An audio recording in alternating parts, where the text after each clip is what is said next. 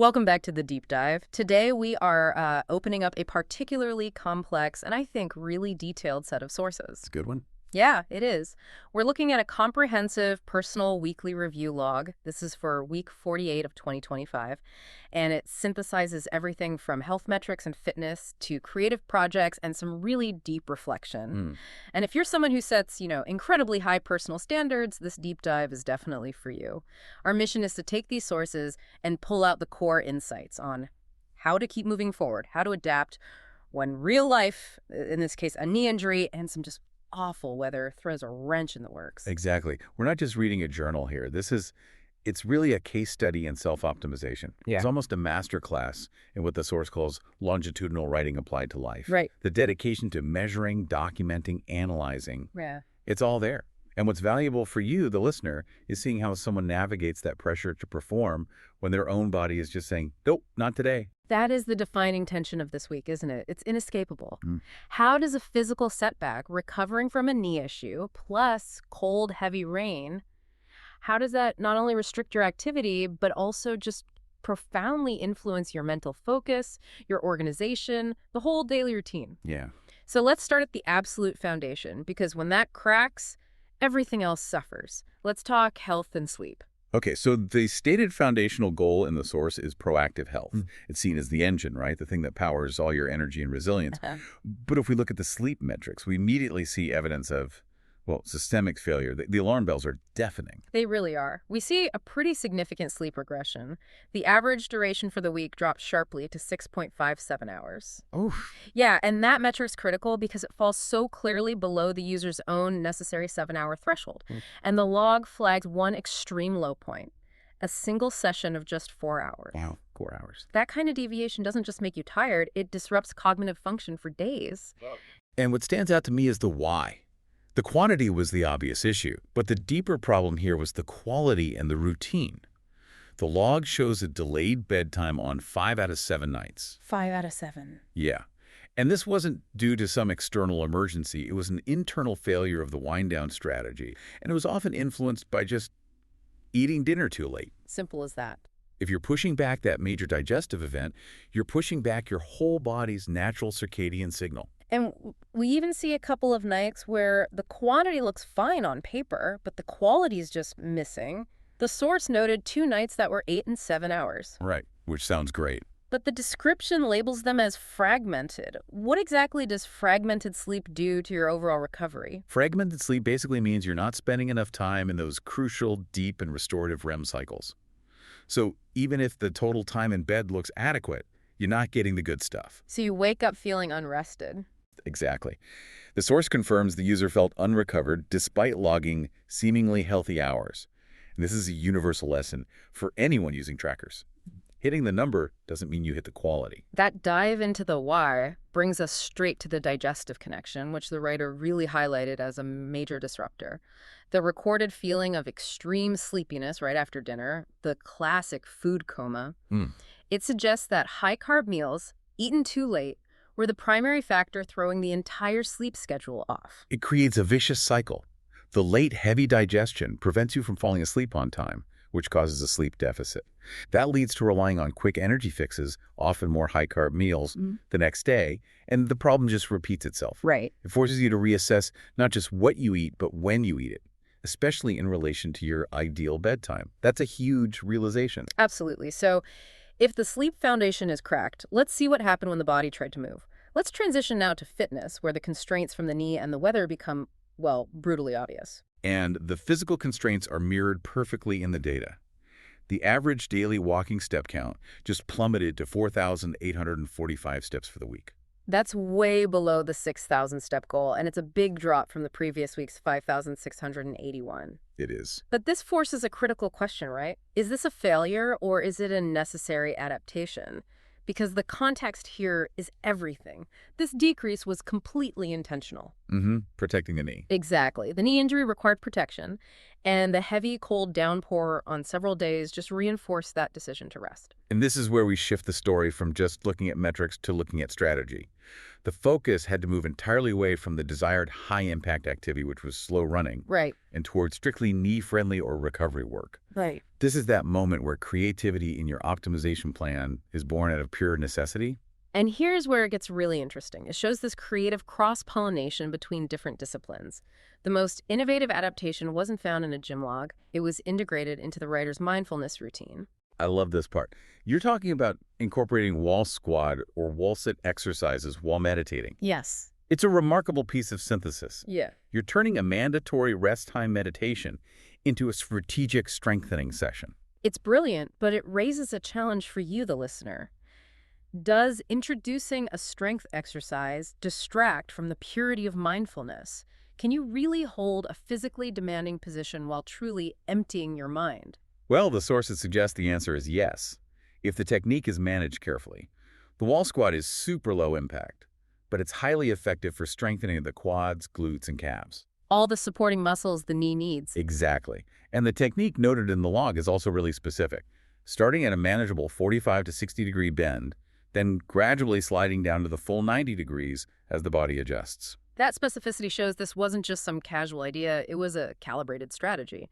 You're maximizing the time spent resting at home because of the rain and the injury by consolidating two vital practices into one efficient block. That's a deep insight into adaptive fitness. You didn't give up on fitness, you just rerouted the effort. Let's follow the body's measurements further and transition to diet and weight. Despite maintaining a relatively stable weight before this, the week saw a net gain of 0.20 kilograms, 69.15 kilograms up to 69.35 kilograms. It's a small change, but it tells a big story. A very big story. That small change tells the story of fluctuation and just how fragile progress can be. If we look at the daily weights, there was a successful dip midweek, hitting a low of 68.25 kilograms. But all that progress was sharply reversed by a huge surge over the final 2 days. And the sources are brutally honest about the direct causes. That weekend spike was triggered by a specific large meal eaten at 8 p.m., immediately followed by that delayed 12 a.m. sleep session we talked about. And that timing is the killer. The late meal combined with the delayed sleep, it just ensures that the body spends its deep restorative sleep hours actively digesting a massive caloric load. Preventing any fat utilization. Right. But it's not just the weekend anomaly. The log also points out a higher overall trend because of eating more high-carb outdoor foods throughout the week. So even with consciously healthy cooking habits at home, the oatmeals, cooked salads, miso noodle soup, soft-boiled eggs, and even with deep-sea fish meals, the increased frequency of eating out and those carb-heavy foods, it just tilted the balance. It's a powerful lesson in willpower fatigue, isn't it?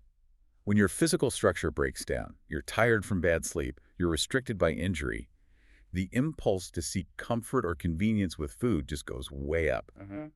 This also explains why the 168 intermittent fasting was noted as an unconscious habit only on some days, rather than a conscious structure throughout the week.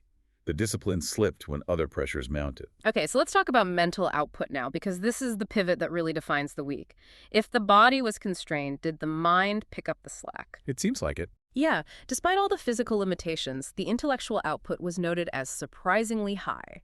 The writer even tagged several posts as a favorite for being genuinely insightful. And this is the critical insight of the entire deep dive. The constraint forced the energy that couldn't be spent running or gardening to be channeled into focus and rigor. And the key to this success is the methodology called longitudinal writing. Let's define that for everyone listening, because it's much more than simple journaling, right? Yes. It's not just expressing feelings. It's a formalized, almost scientific process. Precisely. Longitudinal writing, in this context, moves past just reflection into rigorous organization and inquiry. It follows a distinct method that really mimics scientific investigation. You start with a detailed observation or a specific question from your life. That's your hypothesis. Okay, so you have your hypothesis. Then step 2 is conducting research. And this isn't just navel-gazing. It involves gathering external data or evidence like a literature review on the topic. Exactly. Step 3 is understanding that data to derive meaning and synthesizing it. Step 4 is summarizing your findings. And the final, crucial step, proposing new research or actionable steps based on what you've learned. It turns life experience into structured, actionable intelligence. That formal structure is a huge differentiator, and it brings us to a very modern challenge. The source addressed the role of large language models, LLMs, in this process.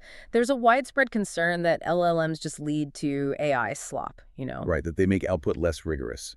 But the counter-argument here is absolutely critical. The LLM is not viewed as a co-writer or a replacement for insight. It's treated as a complementary research tool, Like a highly specialized a librarian. librarian on speed dial. Instead of spending hours manually scouring sources for initial context, that time-consuming literature review, the writer treats the LLM like an expert. They ask quick, targeted questions to unblock their own progress. So it's about speed. It dramatically improves the speed of knowledge gathering. It lets the writer skip the laborious initial steps and jump straight into the higher-level work of synthesis and action planning. It's augmentation. The LLM doesn't do the thinking. It provides the raw material to start thinking faster. That's a key distinction. Okay, moving on to other pursuits. The coding activity this week was noted as better than the week before, though still not a daily thing.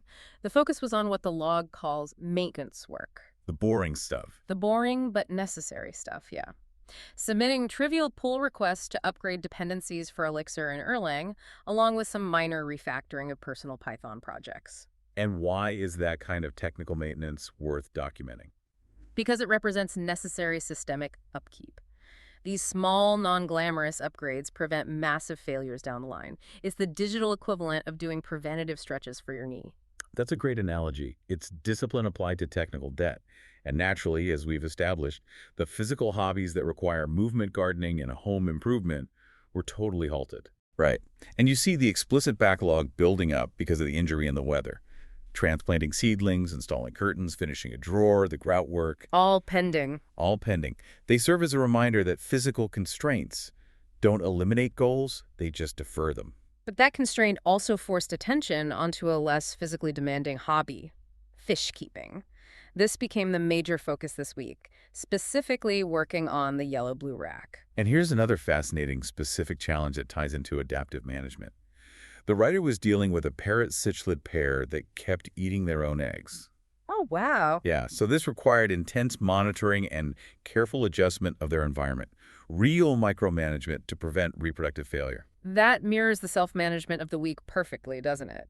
Just as the writer had to micromanage their own sleep, diet, and exercise to prevent failure, they were applying that exact same discipline to the cichlids.